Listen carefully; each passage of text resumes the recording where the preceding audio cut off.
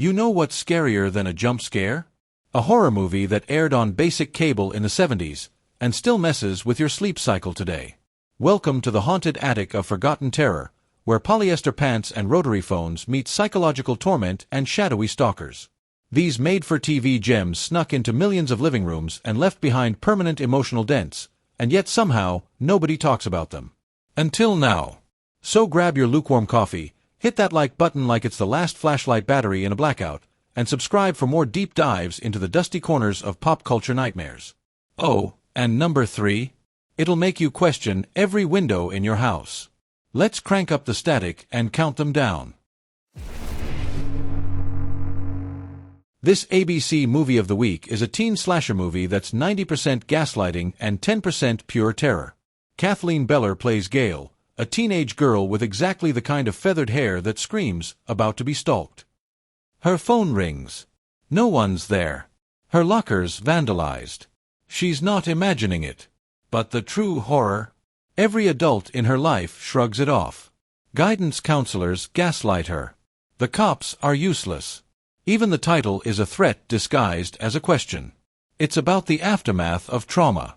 The loneliness of survival. It's what would happen if Halloween had a court-appointed therapist and no budget. Like a PSA that lost its moral and kept the fear.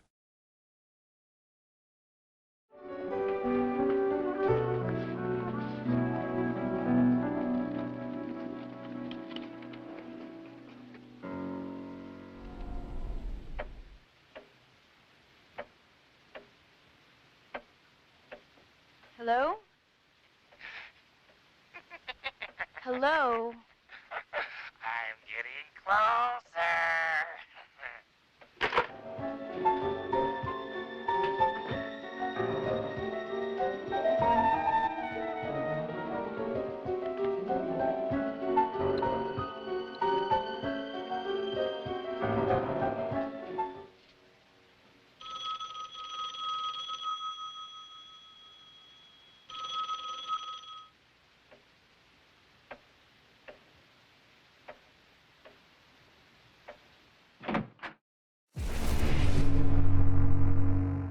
Three tales. One actress. Zero chill. Karen Black deserves hazard pay for this one. She goes full performance Hydra, playing 4 roles across 3 stories. It's like Sybil if Sybil had to fight a homicidal voodoo doll with an obsidian blade and too many teeth. Story 1 has an awkward blind date, a creepy professor, and sexual politics served with a side of poison. Story 2, it's what would happen if someone made a noir film inside a depressive episode. But the thing people still remember many years later is the third story, Amelia. It's just Karen Black in a 1-bedroom apartment versus a Zuni fetish doll with the rage of a caffeine-deprived raccoon and the mobility of a toddler possessed. This short is 20 minutes of escalating panic, choreographed like a demonic ballet of tiny-footed chaos. These books aren't just relics, Mr. Anmar. She uses them to capture the souls of others. You drugged me last night, didn't you? Did you do something this sick?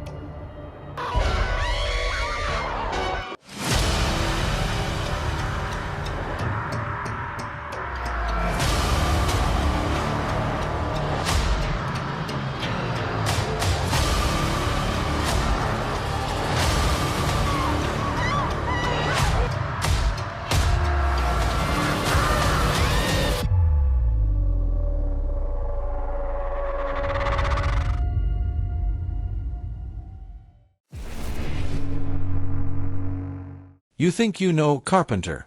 You've seen The Masked Babysitter Stalker. You've met The Shape.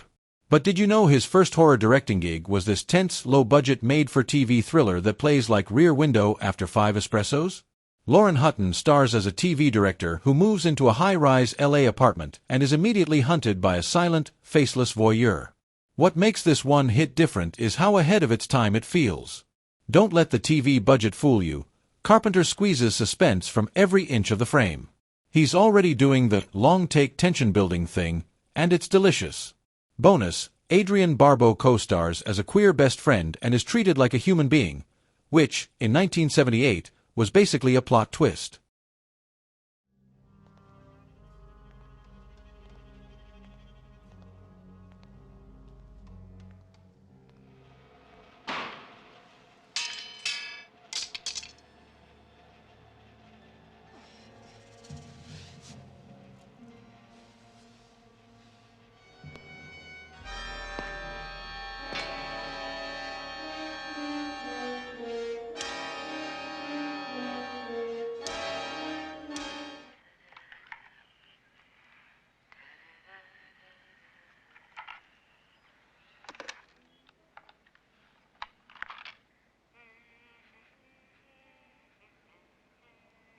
going to go to the police.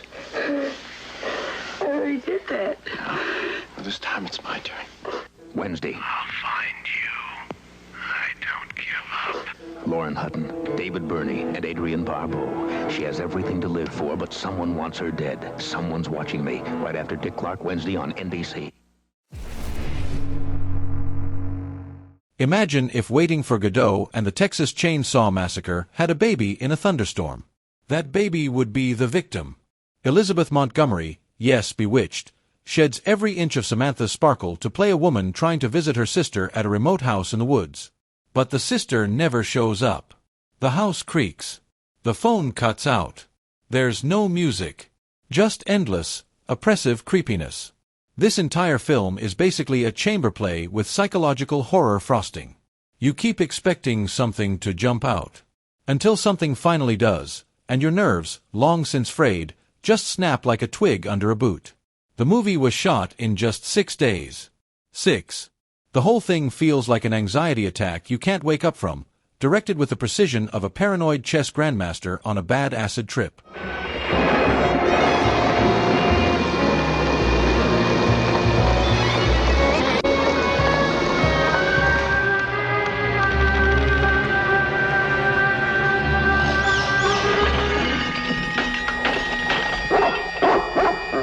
Come on, girl.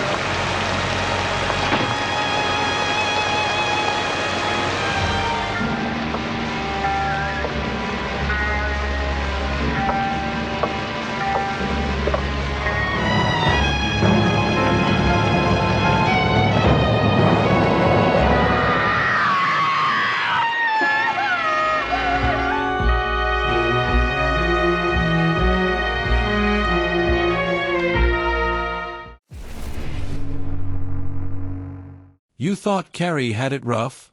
Meet Sarah, introverted, adopted, and manipulated into joining a cultish sorority where everyone has strong opinions about sweater vests and psychic powers. Morgan Brittany plays the evil Queen Bee. Morgan Fairchild, yes, that one, is her mean girl enforcer, and Kay Lenz's Sarah becomes the ultimate outcast weaponized by rage.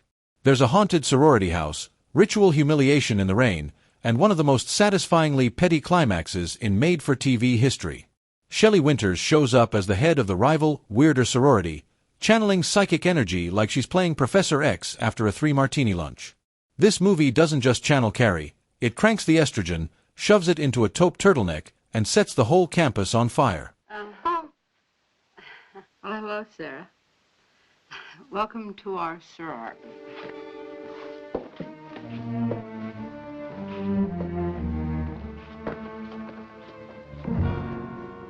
What's that door?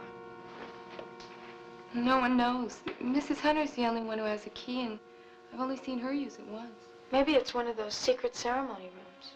You know, like sororities use for their initiations. Further.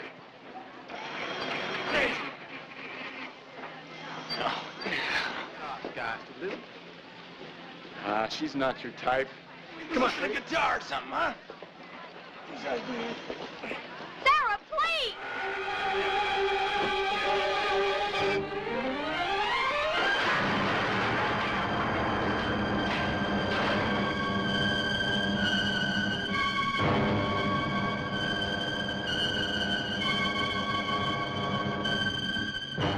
So, next time someone tells you the 70s were all lava lamps and disco balls, just remind them, the real horror was hiding in your living room at 9 p.m. on a Tuesday.